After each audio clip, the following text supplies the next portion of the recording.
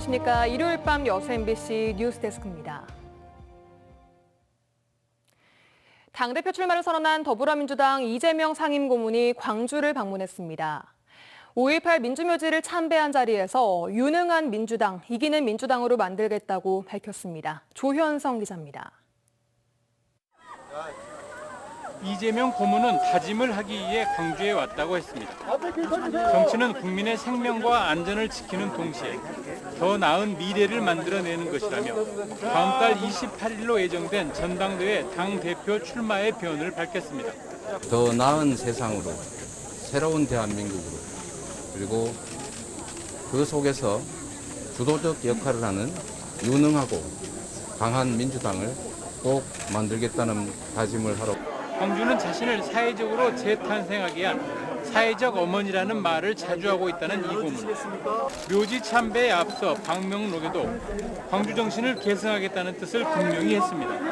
평화, 인권, 자유 연대의 이 광주 정신이 이 나라 민주주의를 더 진전시키고 국가가 세계에 우뚝 서는 큰 원동력이 될 것으로.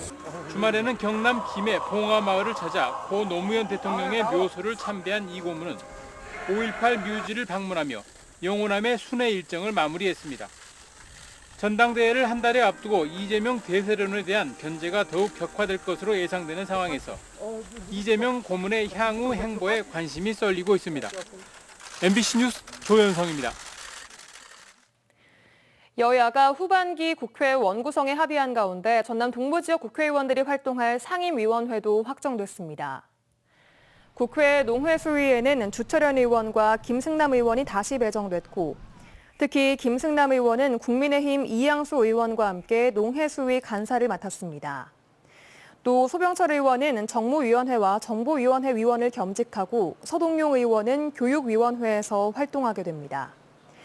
전반기 국토위에서 활동했던 김회재 의원은 후반기에는 산자위로 자리를 옮겼습니다.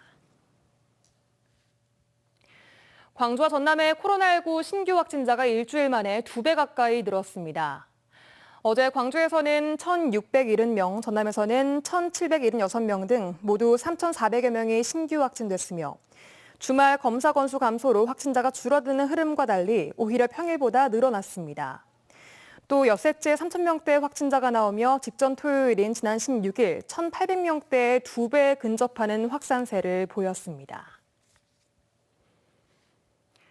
최근 포스코 디주회사 본사의 포항 이전 결정으로 촉발된 지역 소외론에 광양 지역에서 거센 반발이 처음 제기됐던 시기, 포스코 측은 광양에 본사를 둔 그룹사가 이미 있다며 포스코 플로우를 언급했었는데요. 그런데 그 회사의 운영 체계를 들여다봤더니 분명 본사는 광양인데 운영은 서울 중심으로 이루어지고 있었습니다. 김주희 기자가 보도합니다.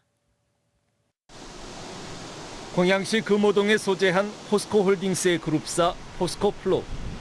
지난 1983년 포스코 터미널로 처음 설립돼 화물 운송과 대리, 관련 서비스업을 주력 사업으로 하고 있습니다.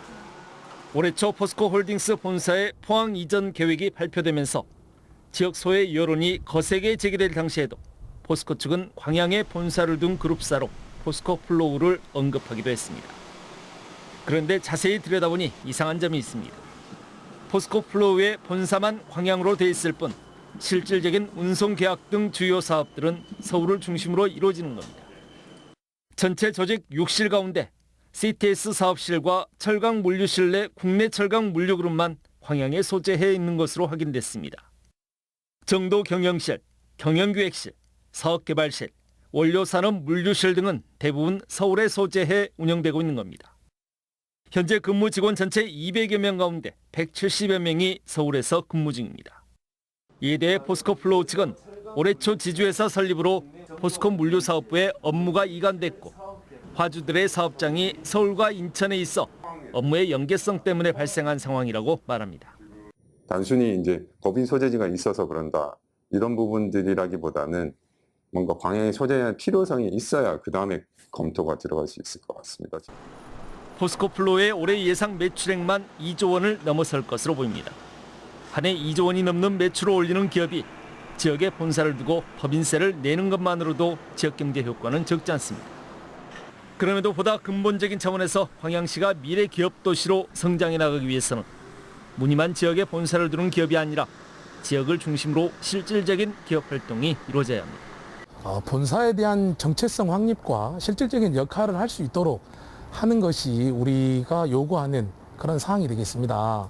최근 포스코와 상생의 대안을 모색하고 있는 광양 지역 상생협의회를 포함한 지역사회가 앞으로 깊이 고민해야 할 대목입니다. MBC 뉴스 김주입니다. 최근 황금어장에 기름을 유출시킨 낡은 선박 처리 문제를 놓고 어민들의 우려가 깊어지고 있습니다. 김 양식철까지 선박을 치울 수 있을까 하는 행정 불신 때문인데요. 양현승 기자가 취재했습니다. 무안군 도리포 해상입니다. 지난 11일 기름 유출 사고가 났던 노후 선박이 여전히 잠자고 있습니다. 노후 선박 인근에는 지주식 김 양식을 위한 기둥들이 수도 없이 박혀 있습니다. 당장 40여일 뒤면 김 양식을 시작해야 합니다. 어민들은 걱정입니다. 걱정이 태산이에요. 태산이고 불안스럽고 난리가 아닙니다. 어민들 지금요. 예. 기름 유출 사고가 난 지 2주가 지났지만 선박 처리 방향은 불확실합니다. 무안군이 선박 주인에게 제출하라고 했던 인양 계획서는 제출되지 않은 상태이고 인양 동의서도 작성되지 않았습니다. 다음 달 10일까지는 인양하겠다는 선주 측의 구두상 약속만 있을 뿐입니다. 선주가 8월 10일까지 약속을 했지만은 그 사람이 만약에 약속을 못 지킬 걸 대비해서 군에서 직접 처리했을 때 사업주 산출이라든가 계약 방법이라든가 여러 가지로 지금 검토 중에 있습니다. 보름가량 남은 시간 안에 선주 측이 인양하지 않을 경우 무안군은 행정 대집행을 통해서라도 배를 치우겠다는 입장. 하지만 행정 대집행 절차를 위해 이행기간 등을 명시한 계고장도 선주 측에 보내지 않은 상태입니다. 그래서 어민들은 김 양식 준비철까지 선박을 치우지 못할 가능성을 걱정하는 겁니다. MBC 뉴스 양현승입니다. 국유지를 불법으로 매립한 혐의 등으로 재판에 넘겨진 이광일 전남도 의원이 1심에서 벌금 800만 원을 선고받았습니다.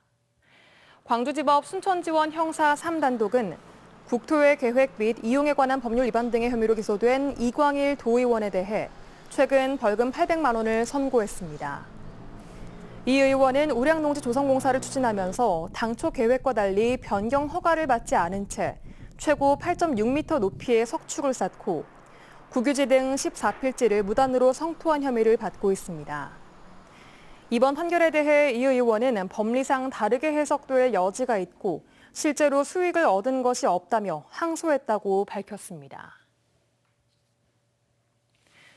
대통령 선거 민주당 경선을 앞두고 특정 후보를 지지할 목적으로 주민들에게 이발 서비스를 제공한 전남도 의원이 1심에서 벌금형을 선고받았습니다.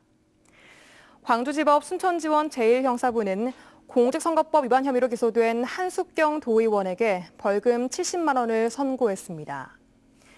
한 의원은 고흥군 모 마을 주민 8명에게 무상으로 이발 서비스를 제공하고 특정 후보를 지지하는 현수막을 게시한 혐의로 재판에 넘겨졌습니다.